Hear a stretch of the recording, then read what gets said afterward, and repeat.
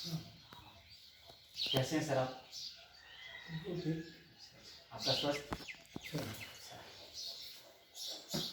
मैं सुकामृत दास, हरे कृष्ण प्रचार केंद्र खूंटी, आप सभी श्रद्धालुओं का हरे कृष्ण प्रचार केंद्र प्रसारण में स्वागत करता हूं। आज मैं खूंटी क्षेत्र के अग्रणी आदिवासी नेता श्रीमान कड़िया मुंडा जी के साथ में हूं। कड़िया मुंडा जी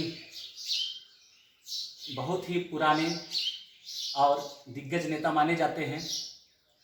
जब हमारी झारखंड राज्य की स्थापना हुई वो समय माननीय प्रधानमंत्री अटल बिहारी वाजपेयी जी के साथ इनका अहम योगदान रहा झारखंड अलग राज्य बनाने में। और अभी कोरोना जैसी महामारी के बीच श्रीमान जी बढ़ चढ़ करके जनताओं के बीच जा रहे हैं। स्वयं अपने हाथों से गरीबों के बीच खिचड़ी बांट रहे हैं, अनाज का वितरण कर रहे हैं। इनका योगदान अपने क्षेत्र में सराहनीय है।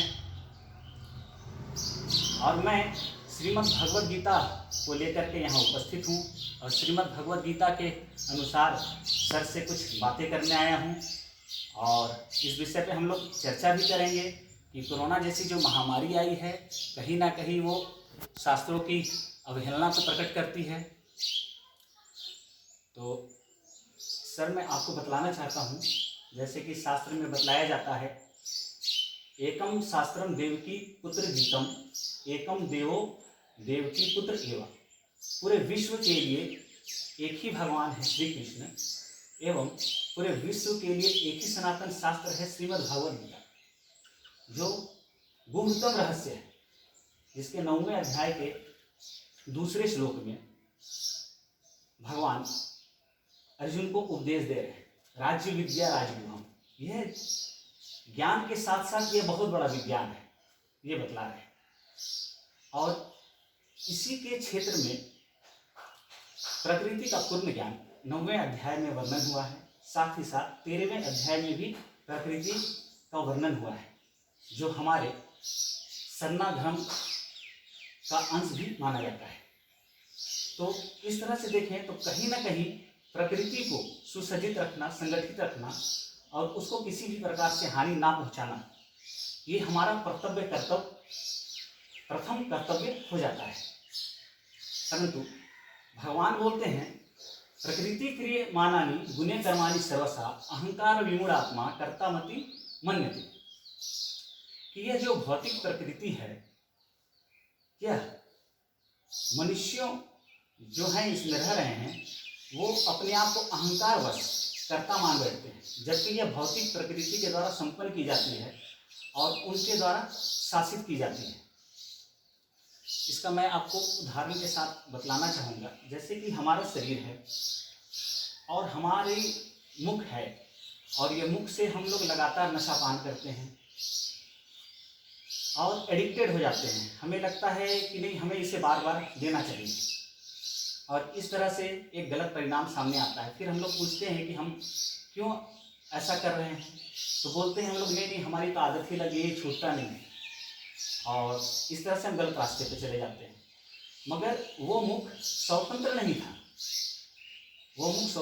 था, उसका जो शासन था वो मस्तिष्क पर था, वो मस्तिष्क उसको काबू कर रहा था। मगर मस्तिष्क की बातों को हटा करके वो मुख सिर्फ अपने को एंजॉय करने के लिए, कि मुझे अच्छा लगता है, तृप्ति होती है मेरी जीभ की, मेरे मुख की, तो वो नशा करने लगता है। वो अपनी मानसिक बातों को भी नहीं मानता है। तो इस तरह से वो गलत रास्ते पे चला जाता है और उसके शरीर में बीमारियां आ जाती हैं। इसी तरह से कोई नागरिक है जो सरकारी नियमों का पालन नहीं करता है और सरकार के कानून व्यवस्था को तोड़ता है, तो उसे सरकार के द्वारा दंडित किया जाता है। तो कहीं ना कहीं अभी एक कोरोना महामारी आई है और भगवान ने बतला दिया 3 अध्याय के 27वें श्लोक में कि ये सारी जो प्रकृति जो है ये कर्ता है, कर्ता हम नहीं है। मगर हम सोच रहे हैं कि कर्ता हम हैं। जैसे ये मुख सोच रहा है कि कर्ता हम हैं, मगर उसको लास्ट कंट्रोल उनका दिमाग कर रहा है। जैसे कि अभी हम लोग इस जगह हैं और हम लोग अगर सरकार के कोई नियमों को तोड़ते हैं तो सरकार हमें पकड़ ले, तो हमारे ऊपर सरकार का शासन है और उनके शासन के अधीन हम चल रहे हैं। तो सर आपको क्या लगता है कि भगवान के जो भी नियम हैं, प्रकृति के जो भी नियम हैं, वो मनुष्य तोड़ रहा है तब जाकर के ऐसी विपत्ति, ऐसी आपदाएं आ रही है? मैं यही प्रश्न आपसे पूछना चाहता हूँ। जो जन सामान्य है वो इस बात को नहीं समझ पा रहे। देखिए, ऐसा है कि मैं बहुत बड़ा धार्मिक महात्मा तो हूँ नहीं, लेकिन इतना जरूर है कि जो ये शरीर जो भगवान हम लोग को दिया है, यह शरीर समाज के अच्छे काम के लिए दिया है।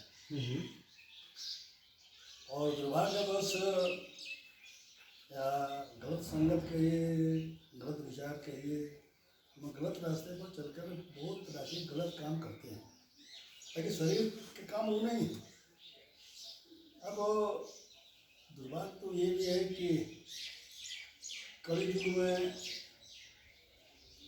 सत्य गौण हो गया है, काल प्रवाही हो गया है,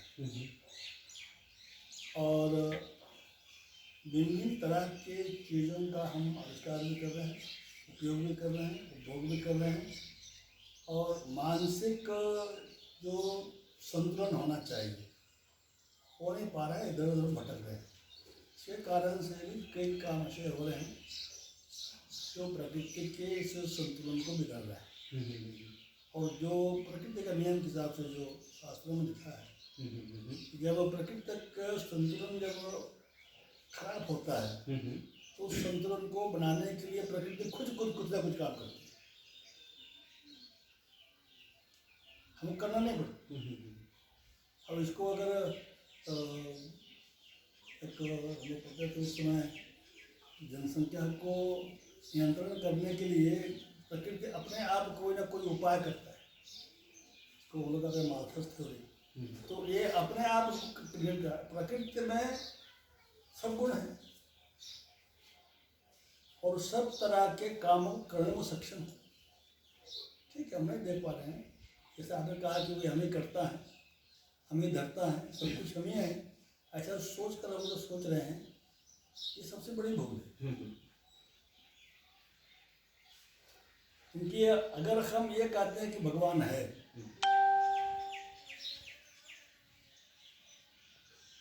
तो उसको उनको जीवन देना चाहिए, हम उसको नहीं दे रहे हैं। हम ये भी गलत विचार हो गया होगा, और इस तरह से कई ऐसे काम हो रहे हैं जिससे प्रकृति असंतुलन हो रहा है। चाहे अभी 2 समूह दे रहे हैं चलना के, उन्होंने जीवाणु को पैदा किया, ये भी इस कुविचार के कारण नहीं, कहीं न कहीं किसी न किसी रूप में दुनिया को और बाकी चीज़ों को अपने नियंत्रण में करने के लिए कुछ शोध कर रहा होगा, नियंत्रण से बाहर हो गया, कोरोना के रूप में पैदा हो गया।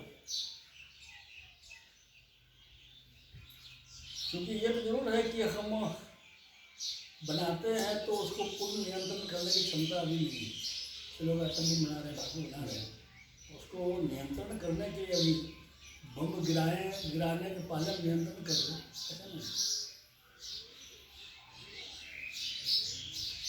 तो हम अनियंत्रित ढंग से सारे चीज़ों को आगे बढ़ाते हुए हम चल रहे हैं। नतीजा है कि जो वायु में वातावरण होना चाहिए, लोगों के विचार में जो एक सनातनी विचार होना चाहिए कि या पवित्र विचार करने की सत्य विचार होने चाहिए, आज लगभग नहीं, कुछ लोगों में है। और बराबर कहते हैं कुछ लोग हैं अच्छे जिनके कारण दुनिया टिका हुआ है, अन्यथा अधिकतर लोग तो आज प्रकृति के नियम, शास्त्रों के नियम के विरोधी काम करने में अपने को बड़ा समझते हैं।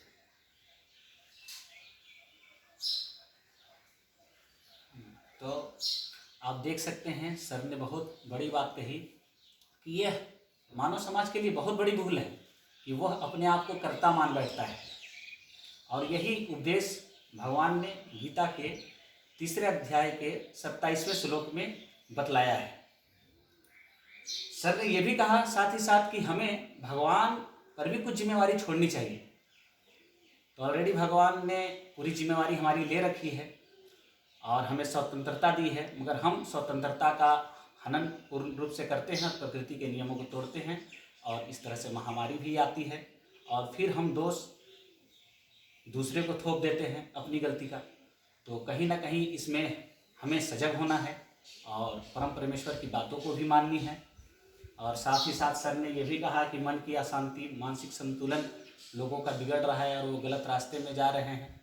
तो इसका वर्णन भी भगवद गीता में आता है, जब भगवान बतलाते हैं श्रद्धावल्लभते ज्ञानम तत्परासते इंद्रियां ज्ञानम लब्धवा पराम शांति अधीरेण अधिगच्छति। ये दर्शन कृष्ण जी का है कि आप शांति की प्राप्ति तभी कर पाते हैं जब आपके पास दिव्य ज्ञान का आगार होता है। जब आपके पास दिव्य ज्ञान आ जाता है, आपकी इंद्रियों में संयमता आने लगती है और आप सही मार्ग पे जाते हैं, तब अंतगतवा आपको शांति मिल जाती है। मगर आज का दौर सर ऐसा है कि लोग डायरेक्ट शांति ही की तलाश करते हैं। तो पैसा से तो शांति खरीदा नहीं जा सकता है, उसको ज्ञान के जरिए ही हासिल किया जा सकता है। और भारत भूमि जो रही है ये ज्ञान की गंगा कही जाती है। यहाँ बहुत बड़े बड़े ऋषि मुनि आए, बहुत बड़े बड़े हमारे ग्रंथ हैं, वेद हैं, शास्त्र हैं। तो हम लोग अगर हूबहू पालन करें तो हम लोग जनमानस में एक अच्छा जीवन गुजार सकते हैं, आध्यात्मिक जीवन गुजार सकते हैं, आनंदमय जीवन गुजार सकते हैं। तो अंतगतवा मैं सर से यही कहना चाहूँगा कि सर आप एक छोटा सा संदेश लोगों को कि लॉकडाउन का कैसे पालन करें और हरे कृष्ण प्रचार केंद्र जो ये मूवमेंट को आगे लेकर के बढ़ रहा है, ईश्वर की शांति देने के लिए, ईश्वर का प्रेम प्राप्त करने का रास्ता देने के लिए, इस पर आपका सहयोग कैसा होगा ये अवश्य ही हमारे खूंटी की जनताओं को बताएं।